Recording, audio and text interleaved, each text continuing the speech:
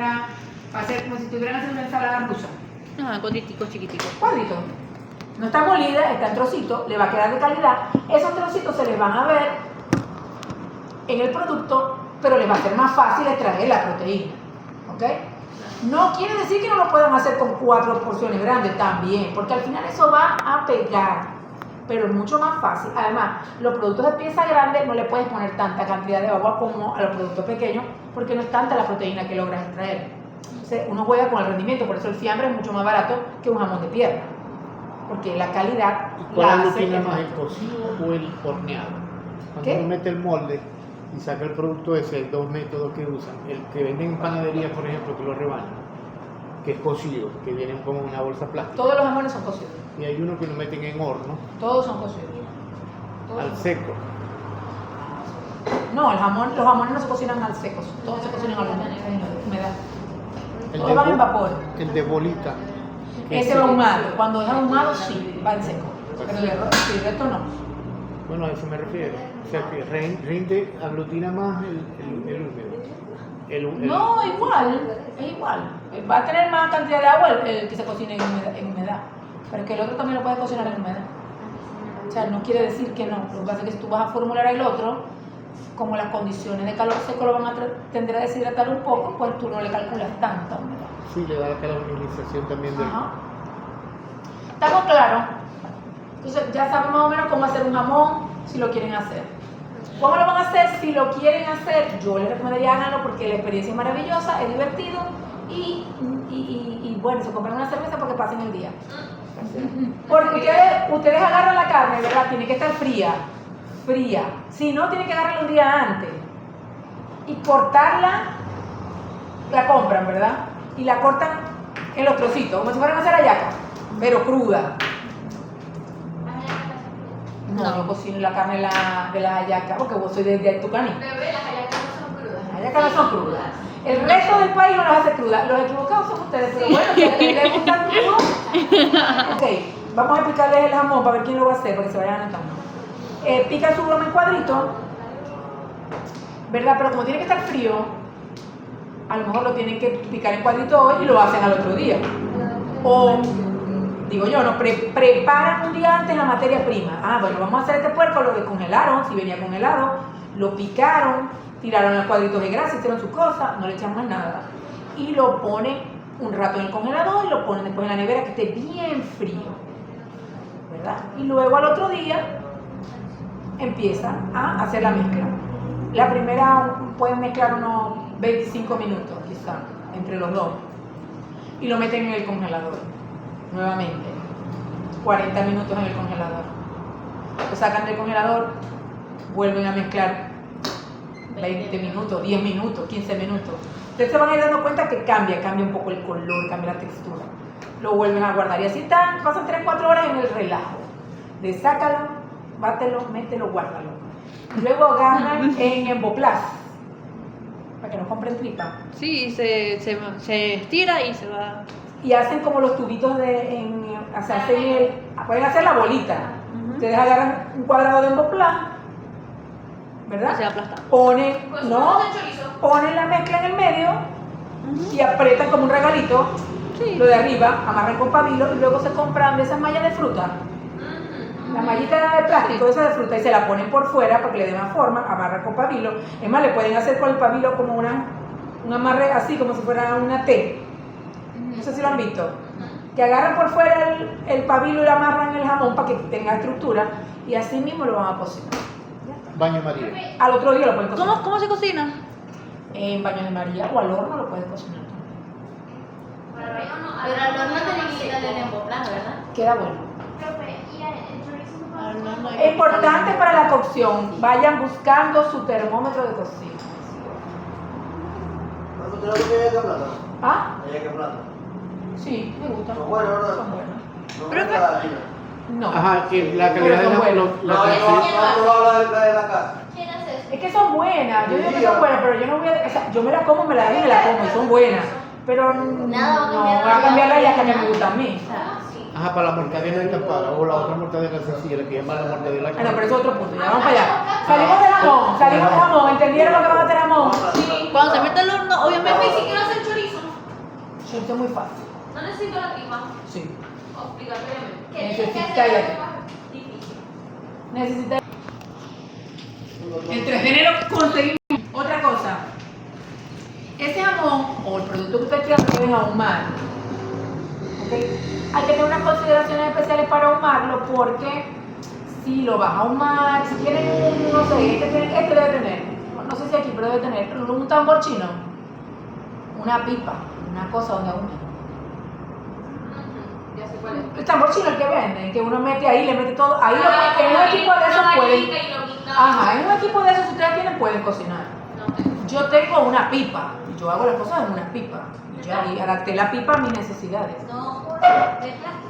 Una pipa de metal. No, de plástico. Ella preguntó que si de Hacer plástico. de plástico. No. Claro, una pipa que te genere calor, tú le metes, guindas el producto, yo le tengo como una cruz arriba de cabillita, guindo las cosas y por abajo le hice un hueco y abajo le meto todo y ahí ahumo. Ustedes busquen la forma si lo quieren ahumar. Yo una vez ahumé en el horno de mi casa. Después de que cociné el producto que estaba como a 50, 60 grados, no, mentira, como a 45 grados, porque para ahumar tienes que esperar que el producto se seque por fuera. Si tú le vas a poner plástico, ojo lo que te voy a decir, no puedes ahumarlo, el humo no va a penetrar el plástico. Pero al hornearlo, El tuyo va a ser horneado al vapor, si lo haces con el papel. Para ahumarlo tiene que ser un chorizo en tripa natural de chorizo o una tripa que llaman fibrosa. Esa atraviesa, el humo lo puede atravesar. ¿Ok? Una tripa de colágeno. Algo que sea permeable al aire. Madeja. La madeja lo pueden usar. O un producto directo, un pollo ahumado, una chuleta ahumada, no lleva tripa. Lo guindan y ya lo ahuman. Entonces yo agarré en una paila, metí las virutas con unos carbones encendidos dentro de la horno y metí la paila dentro del horno. Tranqué el horno y ya. Y eso sí va generando humo dentro del mismo sistema del horno de mi casa. Claro, lo que habría en la tapa del horno te queréis morir. Pero siempre hay una gente que tiene una cocina en el patio. En mi casa no existe esa cocina, pero hay mucha gente que la tiene. Es que yo la tengo empotrada, yo no puedo sacar eso de ahí. Estaba complicado. Para eso compré el tambor y ya lo hago en el tambor y no lo hago en la cocina. Pero se puede.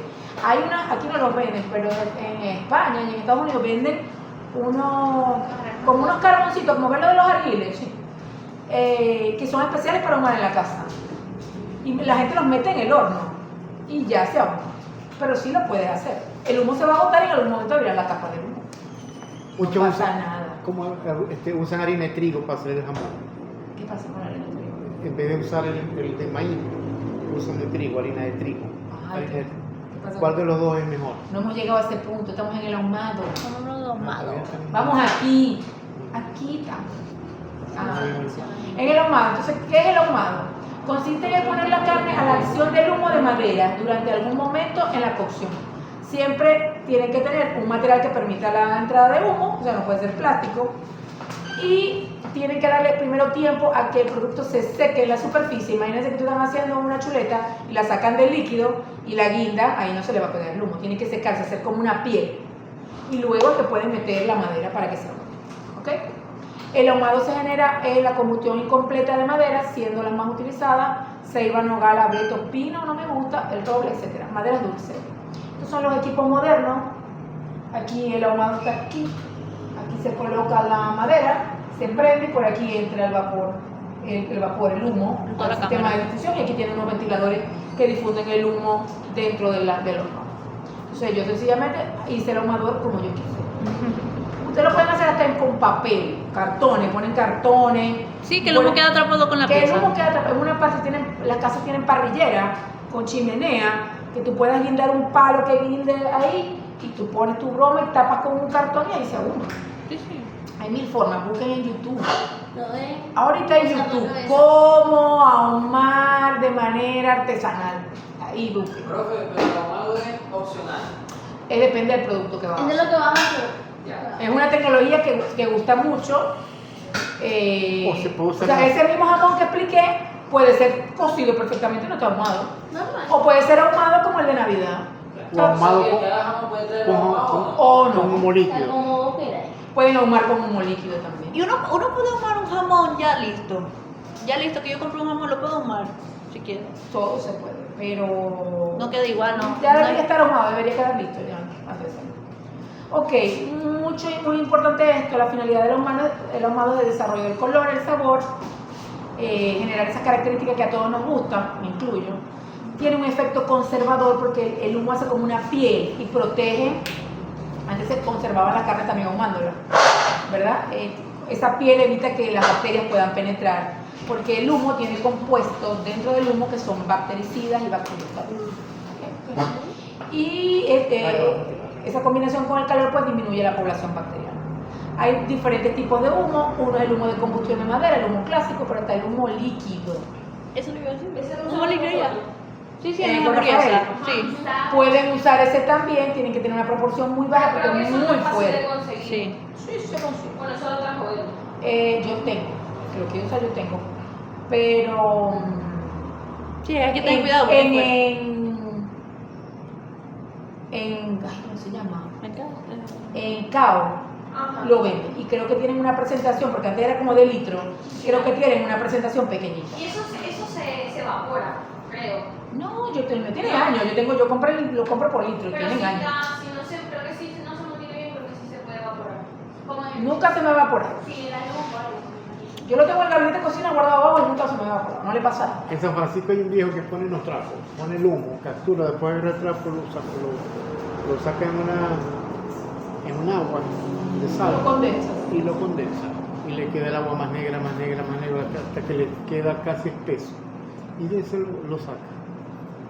O sea, hace el humo, lo convierte en líquido. Es que así que se hace el humo líquido, pero obviamente como un sistema de condensación. O sea, lo pongo Lo over y concentran, condenso sí. el humo y lo concentro en una.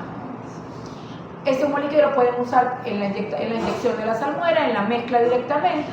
Si quieren hacer un chorizo ahumado o algo así, lo pueden usar. O rociado sobre la pieza, pero evidentemente no sobre el plástico. ¿Ok? Componentes del humo. El humo tiene fenoles que tienen actividad antioxidante, contribuyen con el color y el sabor del ahumado. El formaldehído tiene propiedades bactericidas y bacteriostáticas. Los ácidos son los que forman la piel, ¿ok?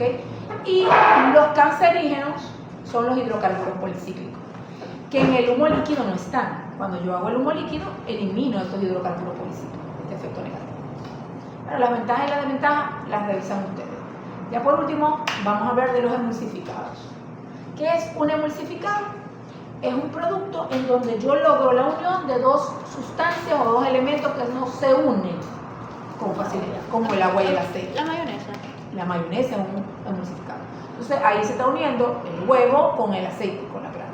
Pero yo tengo que poner en la interfase, en el medio, un agente emulsificante, que en este caso es la carne, las proteínas de la carne. En el caso de la mayonesa son las proteínas del huevo, del aluminio. ¿Ok? Entonces la emulsión es la mezcla de dos líquidos inmiscibles. Dos sustancias o elementos líquidos o sólidos o semisólidos realmente, inmiscibles. Uno de los cuales se va a dispersar, que es la grasa, en forma de pequeñas gotitas o glóbulos en el otro. Entonces tiene una fase continua y una fase dispersa. La fase dispersa está formada por pequeñas gotitas de grasa sólida o líquida, porque yo pudiera usar una grasa ya fundida, pero puedo usar también la grasa animal, que la muelo pequeñito y voy a hacer que se unan. Miren, una mortadela tiene 50 o 60% de grasa. Una boloña, una salchicha, y usted no se la ve. Está perfectamente Pequeña y unida. distribuida en esa matriz dispersa, no la ves. La grasa que ustedes ven en la mortadela, los pedazos de grasa que ustedes ven, son adornos, porque se le coloca al final para que quede como adorno, pero la grasa real está dentro de la mezcla, en ese rojo, ustedes no la ven. ¿Ok? Y está esta fase continua, es aquella donde están dispersas todas las gotitas.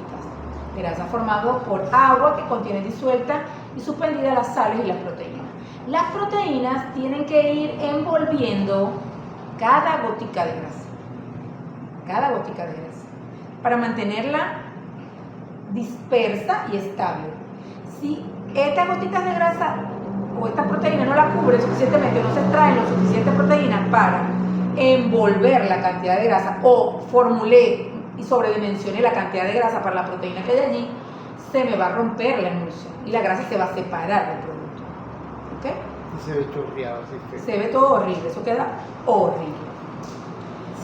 Hay muchos factores que pueden afectar la emulsión que lo vamos a ver ahorita, ¿no? La emulsión más común es la de aceite en agua y esto es más o menos lo que queremos lograr. Lo ideal sería que todos los globulitos de grasa sean uniformes, sean homogéneos, para que sea más estable. ¿Okay? Y esta es la forma como se hace esa emulsión. El glóbulo de grasa que está en el medio va a quedar rodeado de las proteínas. Acuérdense que las proteínas tienen un lado hidrofílico Y un lado hidrofóbico. Entonces ellas se acomodan. El lado hidrofílico quedaría unido con el agua o las soluciones en la matriz continua y el lado hidrofóbico queda unido con la grasa. ¿Okay? Cuando hablo de los lados y las moléculas son los grupos reactivos, realmente lo que están uniéndose. Y esto es más o menos cómo se ve. En el diagrama de la emulsión grasa, la gotita de grasa está cubierta por una fina capa de proteína soluble, que es el agente emulsionante que se ha liberado en medio acuoso a partir de las fibras musculares. Si yo tengo muy poca proporción de ese agente emulsificante o de esa proteína o mucha proporción de grasa, no lo voy a lograr. Tendría que utilizar quizás algún tipo de agente emulsificante adicional. Las harinas, la soya, hay muchos elementos que son ligantes que ayudan a esa emulsión, que Nosotros también cuando ligan hicimos- agua y ligan grasa. Cuando hicimos la práctica con PP2 usamos proteína de soya. Eso ayuda. Eso en Cao está y está en Mercasa. Eso ahorita se consigue mucho. Viene en polvo y viene en hojuelas. Bueno, no. En la parte de Mercasa es Escuela. Parecían flippers. flips. Y todo lo que tenga la licuadora y lo vuelve en polvo. Entonces te vuelve polvo y es más fácil No sé qué manejar. fue que los muchachos le dieron. Toda esa manera pulverizada. Sí, huele horrible. Huele horrible. Gente después que está con la carne no sabe a nada ni huele Lo a más nada. porque hicieron, nos pusimos guantes y una taza enorme. Entonces era la soya, el agua con hielo y la carne. Y la grasa. ¿Cómo quedan las hamburguesas? Deliciosa. Queda buena. Eso es lo importante. En el momento me gustaron, pero cuando hicimos la práctica, que nos fuimos a la hacienda, no comí. O sea, después cuando se congela, Cuando se congela, que se descongela, que se cocina después a tiempo, pero que cambia un poquito el sabor. No hay que ver, al final le colocó algún tipo de Ya antioxidante. estaba como más rosada.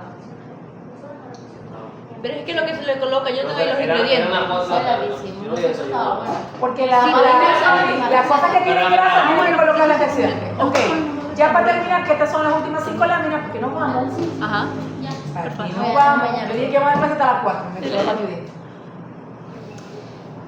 ¿Cuáles son los factores que afectan la emulsión? También puede ser una buena pregunta de examen. Interesante. Uno es la temperatura de la emulsión.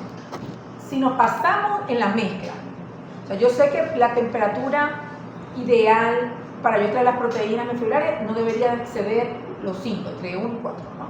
Pero en la mezcla, como son cuchillas, se me va a calentar. No me puedo pasar de 10 grados. O sea, puedo mezclar, ya extraje las proteínas y termino de echar todo tal, máximo que la mezcla me quede en 10 grados. Ojalá fuera menos, 8, 5. Ojalá me pueda quedar en 5 O sea, en 6. hay que estar amasando temperatura, más o Esto temperatura. no es una amasadora, esto es en un equipo así, Ah, en un cúter, que es como una licuadora gigante. Ah, pero nosotros. En una ninja, en una licuadora, en un asistente de cocina, en un picatodo. yo Pudiera ser. tenía uno y salió malo, machucado. Pero por eso le digo, o sea, Tiene que ser mientras, algo muy bueno y si lo hace. pero mientras eso se va, se para y se mide la temperatura para ir. Le vas echando, trabajas con la carne congelada y vas echando hielo. Y vas viendo la mezcla, la puedes tocar con el dedo y después con el termómetro también, que la sientas fría. Que llega a Ok, entonces, una es la temperatura. Fíjense qué pasa. La temperatura máxima permitida depende del tipo de equipo utilizado para la emulsificación y el punto de fusión de cada grasa que tú estés usando. Las grasas de cerdo funden más rápido que la grasa de bovino. ¿Ok? Hay que tener en cuenta eso. ¿Qué pasa con esa temperatura? Hay una desnaturalización de las proteínas que están solubilizando, se dañan. Hay una disminución de la viscosidad, igual cuando las cosas se van calentando se hace menos viscosa. Y entonces cuando tú cocinas ese producto ya no tiene la consistencia que debería y el producto no liga bien. Y hay fusión de las partículas de carne y grasa. No es bueno, siempre por debajo. ¿Cómo vamos a controlar esa temperatura? Con hielo e ingredientes cárnicos parcialmente congelados. El tamaño y cantidad de la partícula de grasa. Si nosotros usamos partícula de pequeña, hay un aumento proporcional del área superficial de la grasa. O sea, si ustedes agarran, a ver, ¿cómo puedo hacer que me lo entiendan? Si agarráramos una pelota de fútbol o de básquetbol, o una pelota playera, la que sea, y yo rompo la pelota y quiero hacer 4 pelotas de esa misma tela, de esa misma material, ¿verdad? 4 pelotas del mismo tamaño, ¿okay? Con el mismo contenido, el mismo volumen de grasa. Muy probablemente la tela, seguramente la tela que necesito para envolver las pelotas es más que para hacer una sola pelota, aunque sea la misma área. Eso es lo que explica esto. Si yo tengo muchas partículas pequeñas de grasa, el área que tengo que envolver de proteína es mayor. O sea, la extracción de proteína miofibrilar, voy a hacer el hincapié allí, en que tiene que ser muy importante y balancear bien, entonces a través de un cuadrado de Pearson, cuánto es la cantidad máxima que yo debo de tener de proteína, de grasa en ese producto para que esa cantidad de proteína o en relación a la proteína y a la grasa que tiene esa proteína animal de forma original me pueda funcionar en el músculo. Lo otro es el pH. A medida que aumenta el pH en el músculo, se extrae más proteína. O sea, a medida que está más lejos del punto eléctrico. Ya sabemos cómo hacerlo. No hay mucho que hablar de eso. Cantidad y tipo de proteína soluble. En el músculo hay 3 tipos de proteínas: las miofibrilares, las sarcoplasmáticas y las del tejido conectivo. Pero no todas tienen la misma calidad desde el punto de vista de la tecnología. Entonces, lo que es colágeno, quizás como se gelatiniza más, tiende a ser dentro de los embutidos como un gel, como un colagenito, no se ve tan bonita. Entonces, a veces hay que limpiar muy bien de tejido conectivo en las materias primas. La carne en pre-rigor, que nunca la vamos a conseguir así, permite la extracción de más del 50% de la proteína. Evidentemente no están unidas, pero nunca la vamos a encontrar en pre-rigor, al menos que tengamos el matadero aquí y vamos para y cocinar. al lado tengo la sala de computadora y al lado y puedo moler eso y mezclarlo en ese momento, ¿no? La ventaja de usar la carne en fase de pre-rigidez se consigue igualmente premezclando la carne en fase de post-rigidez antes de la emulsificación. Es lo que se llama hacer el pre-emulsificar. Mezclar todas esas carnes con las sales inicialmente y tener las pastas preparadas antes de formular. Se puede ver. Eso de pre-rigor, cuando la gente está en el monte que acaban de matar al animal, ahí sí se puede aplicar. Sí, pero tendrías que extraer las proteínas de una vez. Lo mataste, lo bichaste, lo moliste, le echaste la sal, el fosfato, todo antes de las 24 horas. Sí, por eso, o sea, al momento que se mata el animal, vamos a hacer en la parrilla, esa gente aquí. El efecto del calor, porque el producto lo vamos a cocinar, es muy importante. Y ustedes vieron y estudiaron para el examen de hoy cuál es el efecto del calor. ¿Qué es lo que hago yo con el calor en los embutidos? Que no es en la carne fresca, aquí no me importa el punto del término de la carne, no. Aquí me interesa lograr la coagulación de las proteínas para que se forme un producto homogéneo. La gelatinización del tejido conectivo. Entonces, si yo tengo productos que tienen mucho tejido conectivo, pues tengo que usar calor húmedo. Sí. La formación y estabilización de los productos cárnicos curados, que para que se forme ese color, por el nitrógeno color, necesito que el producto alcance 65 grados centígrados mínimo. La disolución de los agentes gelificantes y la pasteurización del producto. Para la pasteurización tengo que tener 71 grados centígrados. ¿Okay? Entonces, para eso es que yo necesito el calor. ¿Okay? Los efectos en el calor, ya ustedes en los productos es lo que les acabo de mencionar. Las consideraciones en el cocimiento que aplican para los productos que ustedes van a elaborar es controlar la temperatura de la cámara. De la cámara es de dónde lo están cocinando. Si es al vapor, de la olla donde lo están cocinando. Si es del horno, del horno. Si es del ahumador, del ahumador. La temperatura de esa cámara no debe de exceder los 90 grados centígrados. Eso aplíquenlo hasta para el pernil de Navidad. Ustedes no pongan un pernil a cocinar a 350 grados centígrados, pero van a secar después. Lo van a quemar y por eso muy probablemente quede crudo. Sino que lo tienen que cocinar a bajas temperaturas. Piensa que no debe de exceder los 100 grados. Hasta que el producto alcance los 70-71 grados en su temperatura. Ya en ese momento, ustedes, pasados 15 minutos más o menos a esa temperatura, el producto alcanza ya la pasteurización y lo puede, está todo cocido, totalmente cocido. ¿Ok? Ustedes van a medir la temperatura, imagínense que Un termómetro de agua. imagínense que este es el jamón. Lo bajo para acá. Este es el jamón. Ya lo bajé. Ustedes van a medir por aquí el producto, en el medio, ¿verdad? Porque a lo mejor por aquí yo sé cuál es el medio, pero quizás aquí tendrían que medir el termómetro. Bueno, de aquí a aquí es el medio y lo meto hasta ahí, lo marco y voy moviendo hasta el punto más frío del producto. Ah, ya llegó, lo mido en varias partes, midió 70, ya lo saco. 70, 71, ya lo saco. ¿Ok? Sí. Si voy a ahumar, tengo que tener en cuenta que voy a usar calor seco y que tengo primero que producir la formación de la piel para colocar luego el húmedo y luego para calor húmedo para acelerar el cocimiento y que el producto no pierda de más. No, creo que no. Bueno, mis hijos, terminamos.